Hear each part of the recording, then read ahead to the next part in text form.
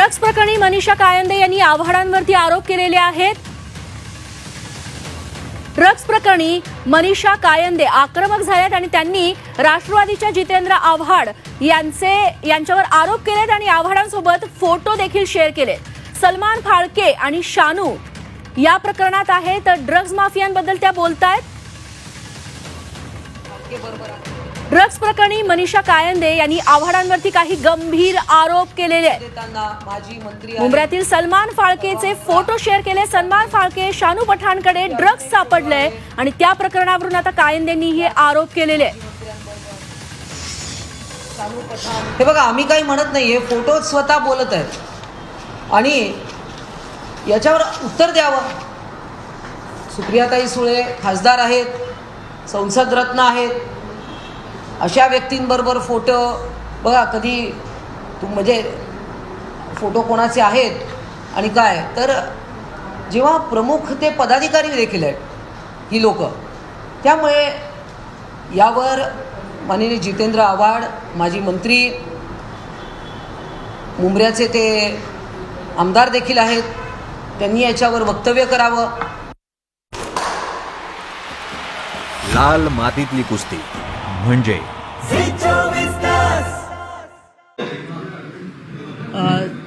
आज एका अत्यंत महत्त्वाच्या आणि गंभीर विषयासंदर्भात बाळासाहेब भवन येथे मी डॉक्टर मनीषा कायंदे, प्रवक्ता शिवसेना आणि विधान परिषद सदस्य या ठिकाणी उपस्थित आहेत। माझ्यासोबत अरुण सावंत आहेत, संजय जी आहेत भोर आहेत, संजय भोर जी आहेत आणि आमचे सहसचिव शेलार आहेत।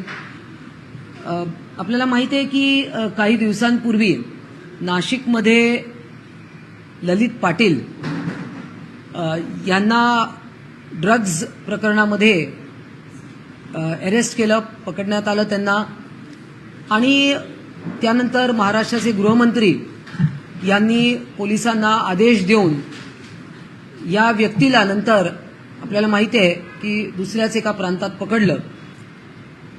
परंतु त्यावेळेला लक्षात आलं की हे 2020 मध्ये उद्धव ठाकरे यांचे ते कार्यकर्ते आहेत, होते, अजूनही असतील, आणि शिवबंधन देखील बांधण्यात आलं होतं। असेही काही फोटो आपण सर्वांनी विविध सोशल मीडियाच्या द्वारे आपण पाहिलं। त्यानंतर या चौकशीमध्ये अजून पुढे जाताना 7-8 नावं अजून समोर आलीत आणि ती नावं गणेश शर्मा असतील, त्यांच्याकडे काही 12 ग्रॅमच्या वर ड्रग्ज सापडले, गोविंदा साबळे असतील, असे 7-8 नावं आपल्याला सापडले। त्यानंतर एक मोठं नाव समोर आलं, ते आलं ठाणे कळवा मुंब्रा या क्षेत्रातून, आणि ते म्हणजे सलमान फाळके हे नाव समोर आलं। आणि त्यांच्याकडे तर जवळजवळ 54 ग्रॅमच्या वर हे MDMA ड्रग सापडलं। त्यानंतर अजूनही काही नावं पुढे आली। त्यानंतर एक शानू पठाण हे एक नाव पुढे आलं। आमच्या विरोधकांनी रान उठवायचा प्रयत्न केला, आमच्या मंत्र्यांवर आरोप केले। आमचे नाशिकचे पालकमंत्री असतील, दादाजी भुसे असतील, शंभूराज देसाई असतील, यांच्यावर बेछूट आरोप काही लोकांनी केले की ज्या आरोपांमध्ये काही तथ्य नव्हतं किंवा कुठले पुरावे धागेदोरे काहीच पोलिसांना सापडले नाही। आणि हे आरोप करणारे, त्यांची क्रेडिबिलिटी काय, तो विषय तर वेगळाच आहे। त्यांचा त्या विषयात कोणाची पात्रता काढण्याचा मला हेतू नाहीये, परंतु ही जी मंडळी आहेत ही कोणाच्या जवळची आहेत, त्यांचे कोणाशी संबंध आहेत, कोणाचा आशीर्वाद आहे किंवा त्यांना कोणाचं प्रोत्साहन आहे का, राजकीय पाठबळ आहे का, तर काही फोटो या ठिकाणी मी आपल्याला दाखवते। हा एक फोटो आपण पाहतोय, हा आहे सलमान फाळके नावाचा इसम, हा एक फोटो आहे। त्याच्यानंतर शानू पठाण हा ठाणे महानगरपालिका विरोधी पक्षनेता त्याच फालके बरोबर आहे. त्यानंतर हा फालके इथे दिसतोय अजून गुच्छ देताना. माजी मंत्री आहेत कळवा मुंब्रा क्षेत्रातले. इथे अजून एक फोटो आहे त्याच माजी मंत्र्यांबरोबर. हे तर महाराष्ट्रातली मंडळी झाली. शानू पठाण यांचा फोटो क्लिअर कट आपल्याला दिसतंय. माजी मंत्री जितेंद्र आव्हाड यांच्यासोबत आहेत. इथेही हा शानू पठाण दिसतोय. बरीचशी जवळीक दिसतेय. फोटो बरंच काही बोलून जातात. त्यानंतर अजून एक फोटो आहे. माननीय सुप्रियाताई सुळे खासदार आहेत आणि आमच्या सरकारवर शिंदे फडणवीस अजितदादा आमच्या सरकारवर ते बरंच काही त्या रोज उठून आरोप करत असतात. बाकी विश्वप्रवक्ते तर सकाळी उठून काहीतरी बोलतच असतात, त्याच्याकडे आम्ही लक्ष देत नाही. परंतु हे सगळे फोटो मात्र खूप बोलके आहेत. त्यामुळे असा प्रश्न पडतो की तुम्ही जेव्हा स्वतः काचेच्या घरात राहत असतात तेव्हा तुम्ही दुसऱ्याच्या घरावर दगड फेकणं हे कितपत योग्य आहे. हे बघा, आम्ही काही म्हणत नाही, हे फोटोच स्वतः बोलत आहेत आणि याच्यावर उत्तर द्यावं. सुप्रियाताई सुळे खासदार आहेत, संसद रत्न आहेत. अशा व्यक्तींबरोबर फोटो बघा, कधी म्हणजे फोटो कोणाचे आहेत आणि काय, तर जेव्हा प्रमुख ते पदाधिकारी देखील आहेत ही लोक. त्यामुळे यावर माननीय जितेंद्र आव्हाड माजी मंत्री, मुंब्र्याचे ते आमदार देखील आहेत, त्यांनी याच्यावर वक्तव्य करावं. सुप्रियाताईंनी याच्यावर वक्तव्य करावं आणि हा सगळा खुलासा होण्याची गरज आहे. कारण जेव्हा तुम्ही आरोप करता आमच्यावर, काल दसरा मेळाव्यात देखील बरंच काही माननीय उद्धव ठाकरे बोलून गेलेत. अर्थात तो आजचा विषय नाही आहे. परंतु आरोप करत असताना तुमचे प्रवक्ते काय बोलतात, कशा पद्धतीनं भाषेचा उपयोग करतात, हे सगळं खूप गंभीर आहे. आणि म्हणूनच मी अशी मागणी या ठिकाणी करते की जितेंद्र आव्हाड आणि सुप्रिया सुळे, हे बघा, आम्ही फक्त फोटो दाखवले, परंतु आता हे तर आपण पाहतोय की बरीच जवळीक आहे किंवा आम्हाला काही याच्यावर त्यांनी उत्तर द्यावं एवढीच आमची अपेक्षा आहे. जेव्हा तुम्ही आरोप करता आमच्या मंत्र्यांवर तेव्हा यावर त्यांनी बोलावं एवढी अपेक्षा आहे. तुम्ही जितेंद्र आव्हाड, सुप्रिया सुळे यांच्यासोबतचे फोटो दाखवले, बरीच जवळीक आहे असं तुमचं म्हणणं आहे. जवळीकचा अर्थ काय आहे? बघा, आता जवळीक दिसते असं मी म्हटलं. कारण जेव्हा मंत्री महोदय इथे माजी मंत्री महोदय दिसत आहेत, आता असं आहे की याचं उत्तर त्यांनी द्यावं. याच्यात ते राष्ट्रवादी शरद पवार पक्षाचे का कोणा ते दिसतंय ना, त्याच्यामुळे त्यावेळची राष्ट्रवादी, त्यामुळे हे फोटो बरंच काही बोलून जातात. त्यामुळे त्यांनी उत्तर द्यावं एवढंच आमची अपेक्षा आहे. की हे जे फोटो आहेत बघा, फोटो बरंच काही बोलून जातात. आता ही नावं समोर आलेली आहेत. सलमान फाळके हा दुसऱ्या, त्याला ऑलरेडी अरेस्ट झाली आहे. आणि दुसरं नाव आहे ते ठाणेचे विरोधी पक्षनेता, ठाणे महानगरपालिकेचे हे पण आहेत सलमान.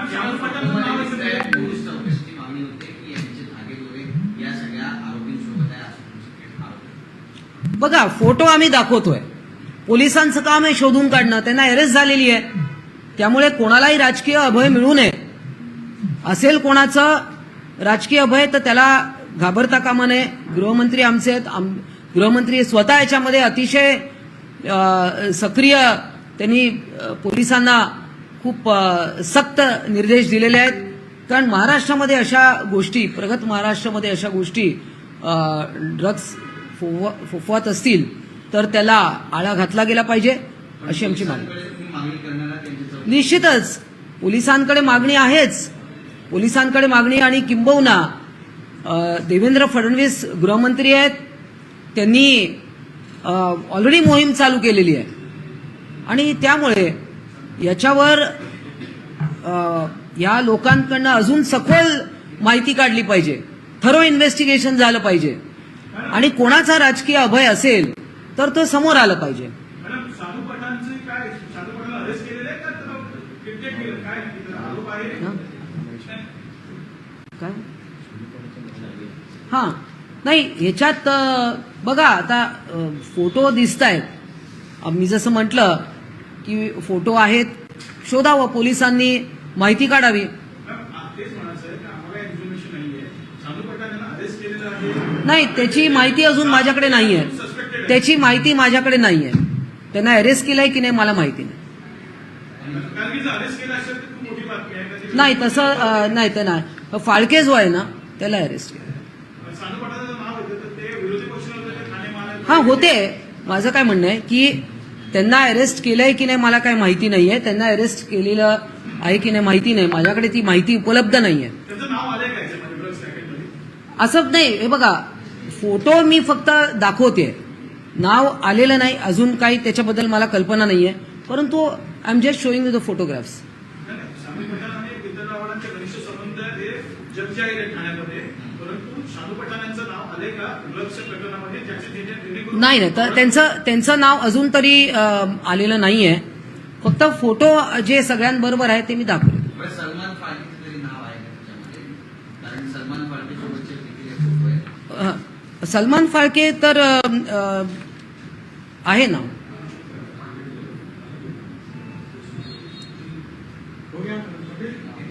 डन. उसको एक बार हिंदी में बता दीजिए आप मामले को जिसको लेकर प्रेस कॉन्फ्रेंस कर। देखिए एक गंभीर विषय जो ड्रग्स का मामला, एक गंभीर विषय जो ड्रग्स का मामला सामने आया है. नासिक में शुरुआत हुई ललित पाटिल इनकी गिरफ्तारी के बाद और हम पर आरोप हुए और तब हमने देखा हमारे मंत्रियों पे आरोप हुए, 2 मंत्रियों पे आरोप हुए. उसके बाद जब माननीय गृह मंत्री देवेंद्र फडणवीस इन्होंने इस सब में सख्त कार्रवाई के आदेश दिए तो पता चला कि ललित पाटिल इनको शिवबंधन बांधा गया था और बाद में कुछ और भी एनसीपी के कुछ नेताओं के साथ कुछ लोगों के फोटो जो मैंने अभी आपको दिखाए, तो ऐसे माजी मंत्री है जितेंद्र आव्हाड, उनके साथ कुछ फोटोज है और ऐसे जब सामने आए तो हमारी यही मांग है कि और इसकी डिटेल में तहकीकात होनी चाहिए, सख्त एक्शन होना चाहिए.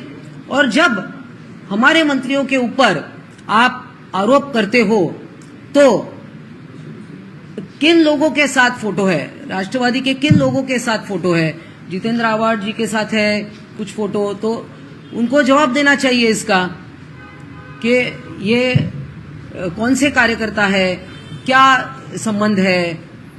हम सिर्फ उनकी भूमिका जानने चाहते हैं, हम किसी ऊपर आरोप नहीं कर रहे, हम सिर्फ आपकी भूमिका समझना चाहते कि आपकी भूमिका क्या है. मैम, इसके साथ साथ आप एक प्रोफेसर की, मेरा सवाल है कि एनसीईआरटी की बुक में इंडिया को हटाकर भारत कर दिया जाए की बात की जाए, इसको लेकर क्या कहेंगे? जो सिलेबस की किताबें हैं उस पीडीएफ की जगह भारत होगा. देखिए ये आज का विषय नहीं है, आपने सवाल किया है. अब ये विषय केंद्र सरकार से रिलेटेड है और एनसीईआरटी के बुक्स का विषय है, तो इसमें अभी मेरा कुछ बात करना उचित नहीं है.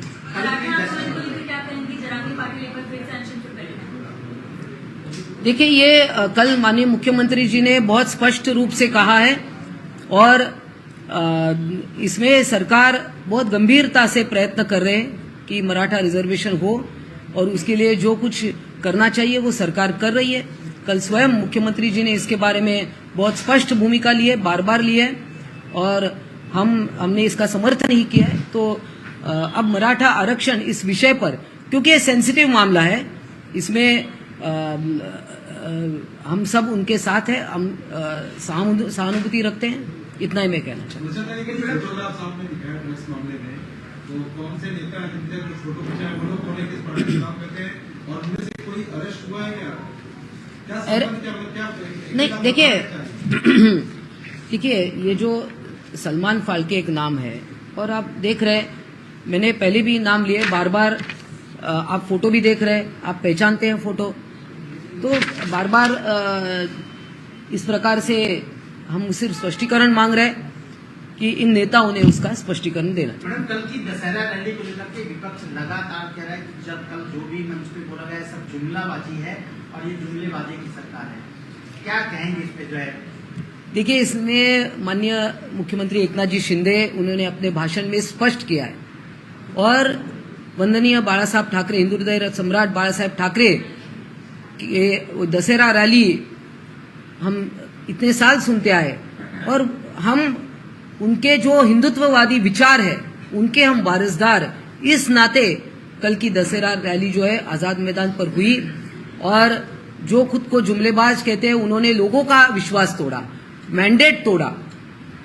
हम चुनाव में जो लेकर गए थे, वंदनीय बाळासाहेब ठाकरे और मोदी जी का चेहरा लेके सामने गए, लोगों ने शिवसेना भारतीय जनता पार्टी युति को चुना और हमने बाद में अलग ही भूमिका ली।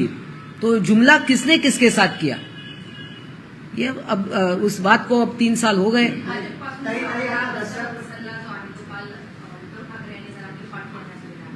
परत विचारा।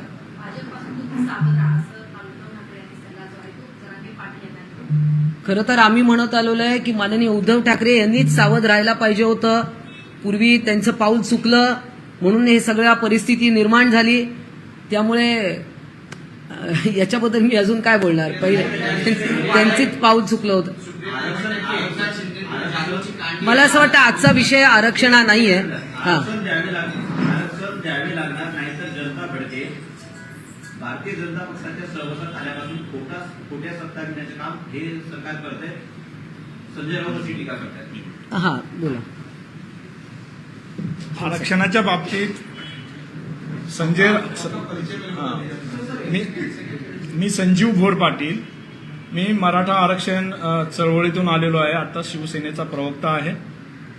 मागच्या 22 वर्षापासून मी मराठा आरक्षण चळवळीत काम करतोय। कोपर्डी अत्याचार आणि मर्डर जो प्रकरण घडलेलं होतं त्याला वाचा फोडण्याचं काम मी केलं होतं। मराठा क्रांती मोर्चे सुरू करण्यात माझा की रोल होता। तर संजय राऊतांनी कालच्या माननीय मुख्यमंत्री एकनाथजी शिंदे साहेबांनी मराठा समाजाला जेवढ्या चांगल्या रीतीनं आरक्षणाबाबत आश्वस्त केलेलं आहे त्याबाबत संजय राऊत म्हणतायत की ही खोटी शपथ मुख्यमंत्र्यांनी घेतली। संजय राऊतांबद्दल खरं तर अशा बाबतीत संसदीय शब्द आमच्याकडे नाही आहेत। संजय राऊतांचा हा बेशरमपणाचा कळस आहे। मराठा समाजाने 58 मोर्चे, आदर्श मराठा क्रांती मोर्चे काढले, आरक्षणाच्या मागणीसाठी असेल, कोपर्डीच्या अत्याचारातील आरोपींना फाशी देण्यासाठी असतील। या आदर्श 58 मोर्चांना याच संजय राऊतांनी सामनामधून मुका मोर्चा म्हणून हिणवलं। हे संजय राऊत फक्त आता राजकीय डाव म्हणून मराठा आरक्षणावर भाष्य करतायत। हे संजय राऊत हे सांगू शकतील काय मराठा समाजाला देवेंद्र फडणवीस साहेबांच्या मुख्यमंत्री पदाच्या कार्यकाळात जे आरक्षण दिलं गेलं होतं त्याला एसीबीसी आरक्षण म्हणतो, हे आरक्षण कुणाच्या काळात रद्द झालं? 5 मे 2021ला महाराष्ट्राचे मुख्यमंत्री कोण होते? मराठा आरक्षण रद्द झालं 5 मे 2021ला। त्यावेळेस संजय राऊतांचे मालक उद्धवजी महाराष्ट्राचे मुख्यमंत्री होते। त्यांच्या काळात सर्वोच्च न्यायालयात मराठा आरक्षणाची बाजू भक्कमपणे मांडली गेली नाही। उच्च न्यायालयात जेव्हा देवेंद्रजी मुख्यमंत्री होते तेव्हा अतिशय सक्षमपणे ही बाजू मांडली गेली आणि उच्च न्यायालयात मराठा आरक्षण टिकलं। सर्वोच्च न्यायालयात अकार्यक्षमतेमुळे उद्धवजींच्या हे आरक्षण संपुष्टात आलं। त्याला हे जबाबदार आहेत। आम्हाला खरं तर या विषयाचं राजकारण करायचं नाही, हा सामाजिक प्रश्न आहे। मात्र संजय राऊत आपल्या मालकांच्या या अकार्यक्षमतेबद्दल काय सांगतील? आपकी सरकार भाजपा के साथ है, भाजपा की ही एक नेता है पंकजा मुंडे, वो लगातार सरकार पर आक्रामक नजर आती है। उन्होंने बीड में कहा कि सरकार आरक्षण पर सबकी जो अपेक्षा है उसको भंग कर रही है, इस पर क्या कहेंगे आप? देखिए, इस पर मैं कुछ नहीं कहना चाहूंगी। पंकजा ताई मुंडे मंत्री रह चुकी है, वो भली भांति समझती है और उनकी भी वो ओबीसी का नेतृत्व करती है, संवेदनशील नेता है और ये विषय बहुत गंभीर है, ये संवेदनशील विषय, सामाजिक विषय है, इसको हम राजकीय स्वरूप नहीं देना चाहिए। धन्यवाद।